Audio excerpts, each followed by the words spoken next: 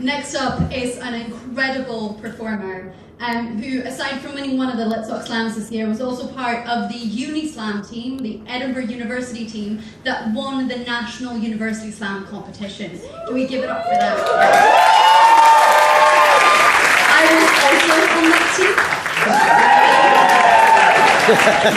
Next up is the amazing Toby Campion.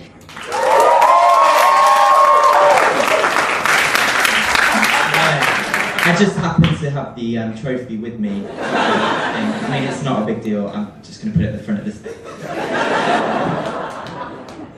thing. Just try and ignore it, honestly. I'm going to perform a poem that I actually performed at Unislam, which we won. I don't know if I mentioned it. And this is a true story about me when I was a baby, which I actually wrote when I was a baby, so it's also I don't know if you know, but in England, you have 42 days to name your baby before the state assigns it one. I'm 41 days old, still anonymous, and I'm not happy about it. Sitting in my crib, I'm a glass bottle. Parents throw names at me like ring toss at the fair, but none stick. Do they blame me?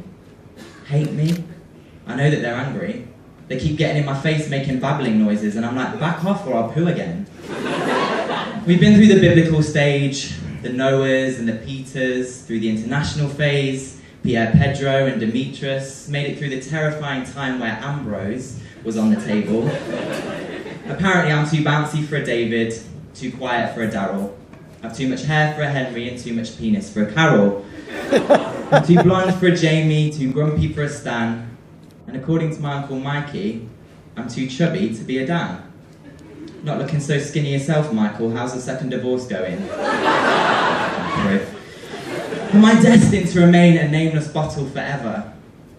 Translucent, transient, terminally unable to introduce myself to the babies in the sandpit? Are my features so obscene that no combination of letters will rest easily upon them?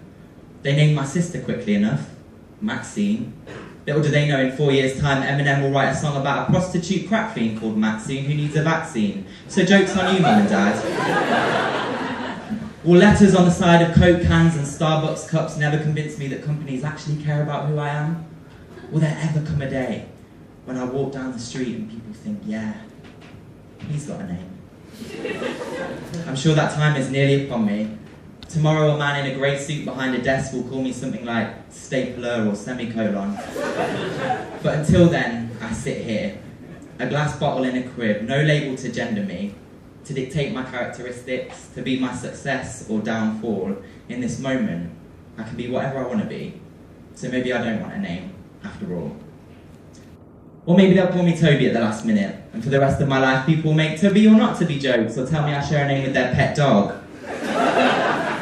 Either way, I will smile and take it, because the bottom line is, I'm not too fucking chubby to be a Dan, a name is whatever you make it. Yeah. Thank you.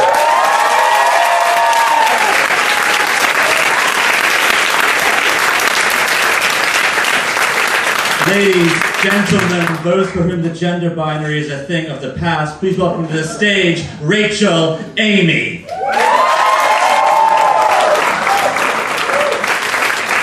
This is NHS, south of the border. You don't know what you've got till it's gone. I was birthed by Bevan in 48, came out feet first, taking everything in my capable stride. 5 years before Liz accepted her hand-me-down crown, live on Westminster 50s TV. We paid collectively for her too, you know, not just me, but hey, we were used to that, and I was something new. Every young girl's white starched dream back then, when hospital corners didn't mean something you'd cut. Moved on to matronly pursuits, compulsory bosom red tape wrapped tightly round my little finger, then dowager of dirty linen, and ancient secrets held by those who have to wash the sheets. And now they think they'll sell me off for less than cost. I would have looked to Gretna if I could, join my sister north of the border, slightly older, bolder, safer, stronger, but who is left to run with? Gas, coal, water, steel, all my men are gone. I can tighten my regulation belt for you. I grew up in post-war poverty. I understand austerity, but I won't hack off principles and call it balancing books. Do you think the people who cut the ribbon on open days will wipe your ass for you? Do you think they'll hold your hand when you lie dying? And believe me, one day we will be. Do you think these things will not need doing if I am gone? Do you think the first mother to put off calling the doctor for fear of the cost of a final bill will think we signed the deal with honour? I'm the bedrock of almost everything you know. Amongst my bones they squabble over lies the glue that says actually most of us are in this together. I was your cradle. Do not stand by and let them dig my grave. Thanks.